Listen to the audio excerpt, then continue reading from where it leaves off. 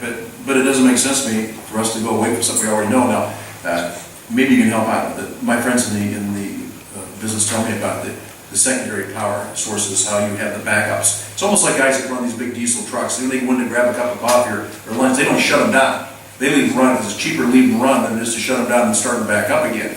And that's what I keep going to with this grid and the availability, that you have this backup system in place, so when you have the dip, the other kicks in, so you don't have those surges. And this is what bothers me, is we keep shutting down these plants, these coal-powered electric producing plants.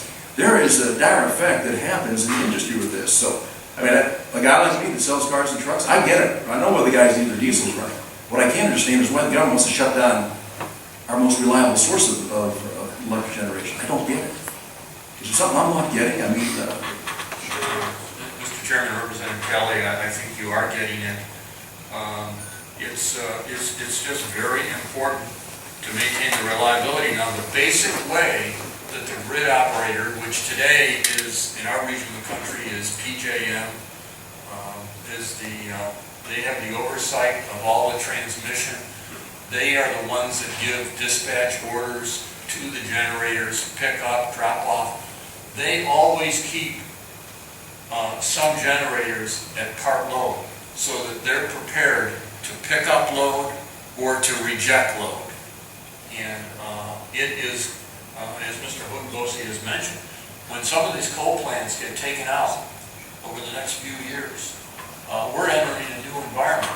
And as I mentioned previously, hardly any new generation is being built today because wholesale power prices are so low that nobody sees an opportunity for a good investment to be made. And this is even more so in states that have chosen to go to a greater use of markets. And Ohio is one of those for the investor-owned utilities, competitive markets and market suppliers. And a lot of these marketers, they're sharp business people, and they say, well, I don't want to build a new plant today because I don't know that 5 years from now that there isn't going to be overbuilding. So that's another new element that we now have that we didn't have before, which is another urge for caution and not to go with full abandon in the direction that we're going. you know, well, I get to Mr. Jordan, I've sat in a number of these hearings, and one of the things I find absolutely astounding is that we would pour $16 billion into renewables, and you know what that does? That sends a signal to the private investors. They wouldn't put that money in themselves until the government said, well, we'll underwrite it, you don't have to worry about that. So then they put their money in, and we found out of the law, then as soon as they saw what was going on, they were voting with their feet. They got out of that investment so fast when they found out that this stuff was going upside down, it wasn't going to be subsidized by the American taxpayers. And it's amazing to me that we've turned our back on a lot of the things that we have. And again, I keep going back to this because I still keep asking myself why. Why are we abandoning a source that has been so reliable, provides so many jobs, provides so much revenue to run this country, and turning our backs on it and saying, well, we want to try this other stuff. It just doesn't make any sense. It's a waste of taxpayer money. So I thank you for being here. Mr. Chairman, I go back. Thank you, gentlemen. We'll go to Mr. McKinley for a short round if we can, and then we'll get our second panel. Thank you again, Mr. Chairman. We spent a lot of time here today talking, and I think it seems like the majority of questions had to do with utility companies and what it's going to do to the consumers and businesses. But I think we have to be equally cognizant of the mining industry.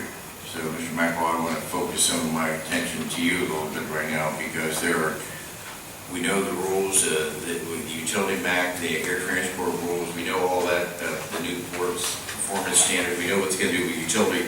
Let's go back to where the men and women in the mines, where they're going to produce the coal. What I've looked at is a series of things that we have. Bill Johnson has worked very hard. I've seen him work the floor on the extreme buffer rule. That's going to open up opportunities for that.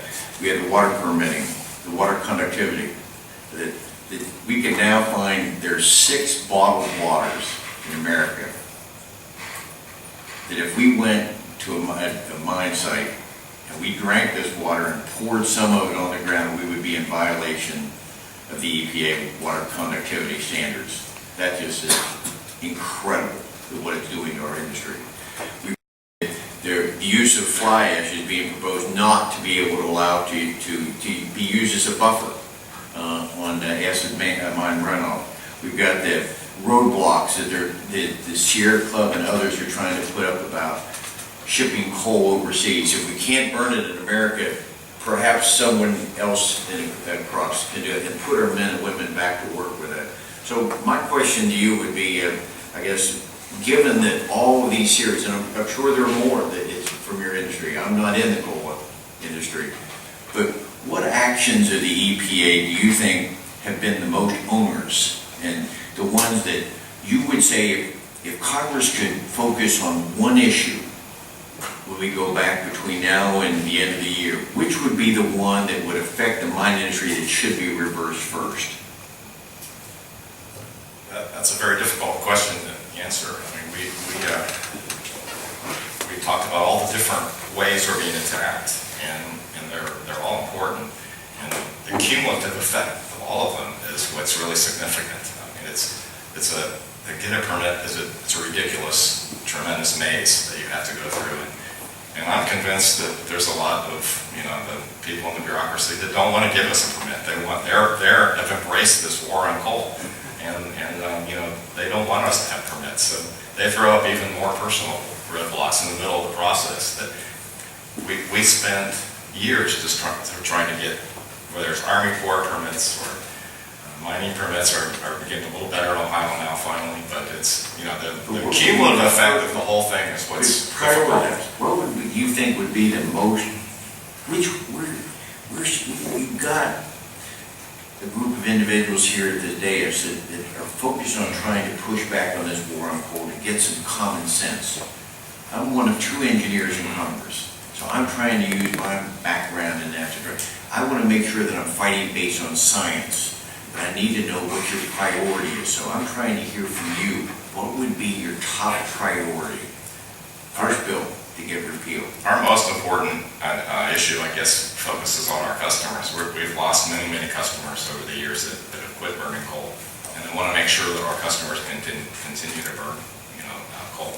It amazes me when I see the records and when I see how clean the air is. I've never seen the air so clean. It used to be in Pittsburgh, it was a horrible mess, and Cleveland was a big mess, and Youngstown was a big mess. The air is so clean now, we've accomplished so much that I don't want any more regulations to impact the customer base that's left that we can sell coal to. We can at least deal with the other regulations as long as we have a customer left at the end of the day. If there is no customer, then why even fight it? Thank you. You've got my time. I thank the gentleman, and I thank our panel. Let me just mention one good question here. Just to dispel this idea that this is nonpartisan. I mean, I think it's been clear based on what we've heard. This administration is different. Different than previous Republican administrations, different than previous Democrat administration. And this is not brought on a partisan basis. This is just the fact that this administration is, in fact, engaging in a war on the coal industry and has this green initiative. Mr. Maple, I bet that you employ both Republicans and Democrats in your business. Is that accurate? We don't ask that question. I know you don't ask. And I won't ask you which one you are either. I would guess we're 98% Republican. Yeah. But I mean, some of the guys that work for your organization, I'm sure people who work in the coal mining industry aren't all Republicans, is that right? No, they're not. Yeah, you make no distinction about that. Mr. Ahern, in the cooperatives that you represent in Buckeye Power, I'm sure you got both parties in your organization. Certainly do. Yeah, Mr. Thompson, my memory serves me right, your district was, for many years, been represented by Democrats in the General Assembly.